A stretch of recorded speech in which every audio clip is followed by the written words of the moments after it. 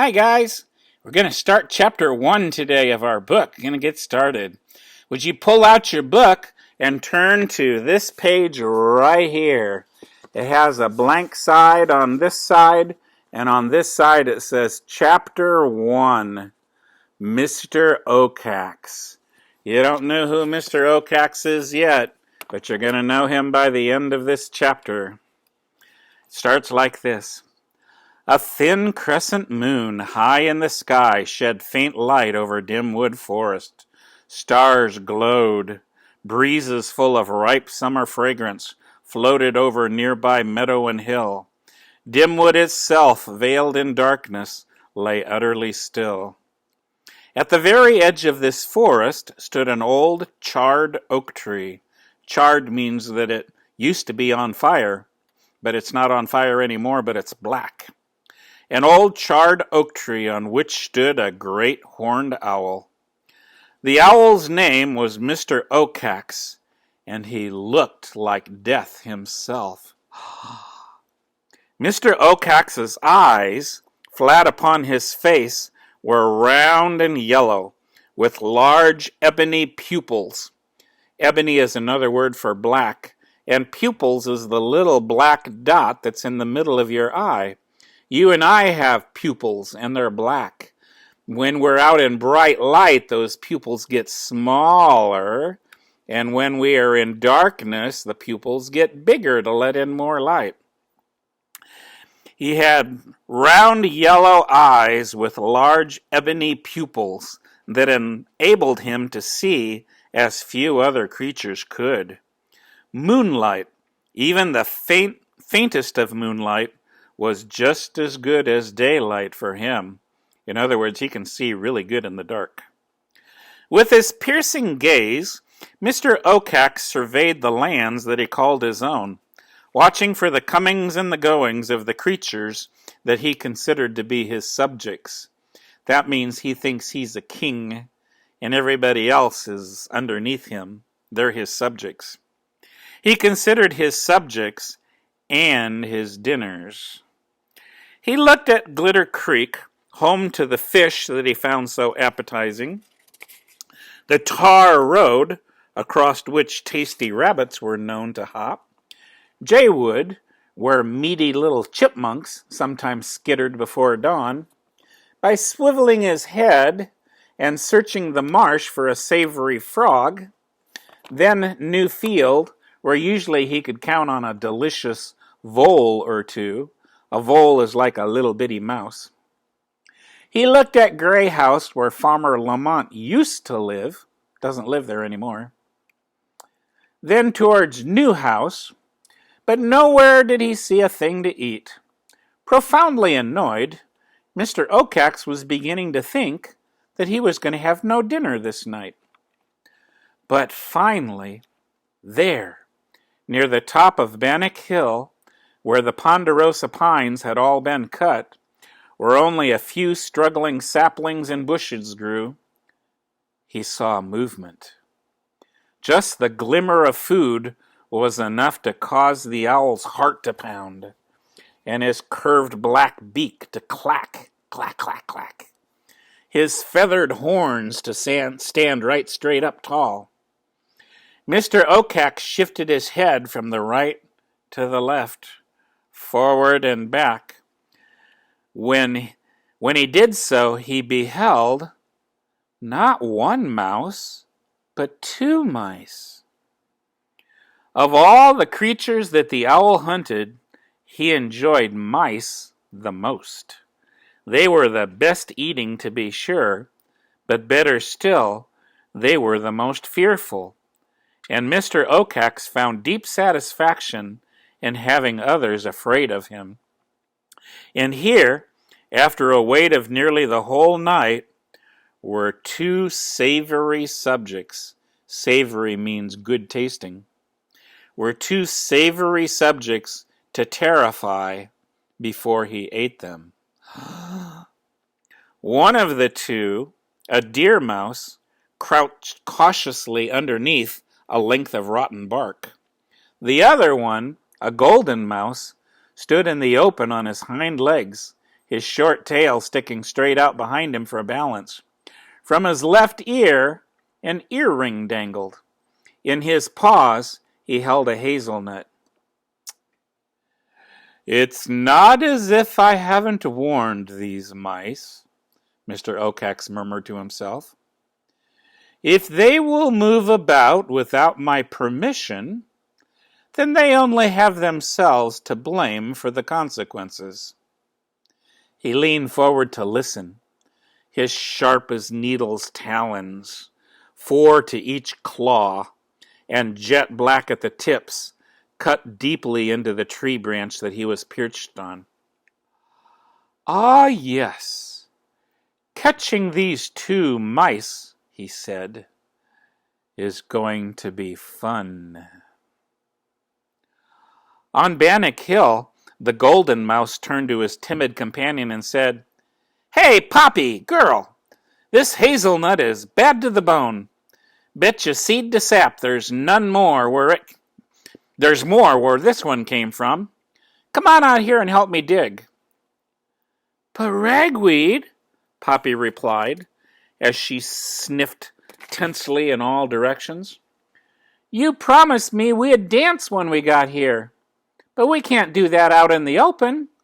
Besides, I want to answer your question. So will you please come under this wood with me?" Ragweed laughed.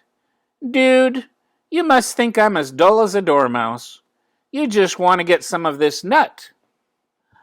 "I don't want any of your precious nut," Poppy insisted. I want to give you my answer. And I want to dance. Isn't that the reason we came up here on the hill? Only it's not safe out there." "Oh, tell me about it." "Well, you heard what my father's warnings were," Poppy went on. "It's Mr. Oakhacks. He might be watching and listening to us right now." "Ah, get off of it," Ragweed sneered. "Your pop talks about that old Oakhacks dude just to scare you and to keep you under control." "Ragweed," Poppy cried, "that's ridiculous. Mr. Oakhacks does rule Dimwood, and so we have to ask his permission to be out here. And you know perfectly well we never did that." "Dude, I'm not going to spend my life asking an old owl if it's okay every time I want to have fun. Know what I'm saying? This is our moment, girl, right? And now that I've dug this nut up, I'm going to enjoy it. Besides," he said, "it's too dark for an old owl to see us." "Poppy," Mr. Oakhacks scoffed under his breath. "Ragweed. What stupid names these mice have. Now, if only that deer mouse will just move a little further out from under that cover, I'll be able to snare both mice at once." The mere thought of a double catch made Mr. Oakhacks hiss with pleasure. Then he clacked his beak, clack, clack, clack, clack, spread his wings, and rose up into the night sky. Up above he circled, his fluted flight feathers beating the air silently. The mice couldn't hear him flying. High above Bannock Hill he looked down. The golden mouse, the one eating the nut, was still out in the open. So brazen, so foolish. Nevertheless, Mr. Oakhacks decided to hold back one more minute to see if that deer mouse might come out. "Ragweed," Poppy said, "please get under here." "Girl," Ragweed said, "do you know what your problem is? You let your tail lead the way." Poppy, who was now hurt and wanting to show that she was not a coward, poked her nose and whiskers out from under the bark. "Ragweed," she persisted, even as she began to creep out into the open, Being careless is just stupid." Her friend took another scrape of the nut and sighed with pleasure. "Oh, Poppy," he said, "you might be my best girl, but admit it, you just don't know how to live like I do." Poppy took 2 more steps out beyond the bark. Just then, Mr. Oacax pulled his wings up close to his body, and he plunged. In an instant, he was right above and right behind the 2 mice. Once there, he threw out his wings to break his speed. He pulled back his head to protect his eyes. He thrust his claws forward and wide like 2 grappling hooks to pounce. It was Poppy who saw him. "Ragweed!" she shrieked in terror as she hurled herself back under cover. "It's Oacax!" But it was too late. The owl was already upon them. Down came his right claw. It scratched the tip of Poppy's nose. Down came his left claw. That one was more successful, clamping around Ragweed's head and neck like a vise of needles, killing him instantly. The next moment the owl soared back up into the air. A lifeless ragweed, earring glittering in the moonlight, hung from one of his claws. As for the hazelnut, it fell back to the earth like a cold stone. And here's a picture of that. Mr. Oacax coming down out of the sky and catching Ragweed, but luckily not getting Poppy.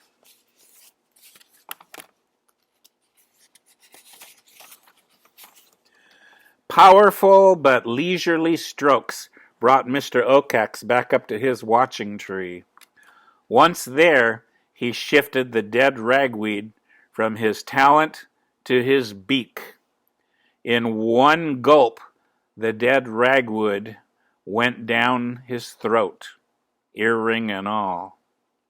His hunger momentarily satisfied, Mr. Oacax tilted his head back and let loose a long, low cry of triumph. "Hoo-hoo! Hoo-hoo!" But Poppy did not hear the call. In her terror, she had fainted. Now she lay unconscious beneath that length of rotten bark.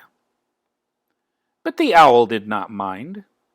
He had enjoyed the first mouse so much, he decided that he could wait for the second one. Indeed, Mr. Oacax was not entirely sorry that Poppy had escaped. She had been terrified, and he enjoyed that. And for sure, he would get her soon enough. "Oh, yes," he murmured to himself. "Mice are the most fun to catch."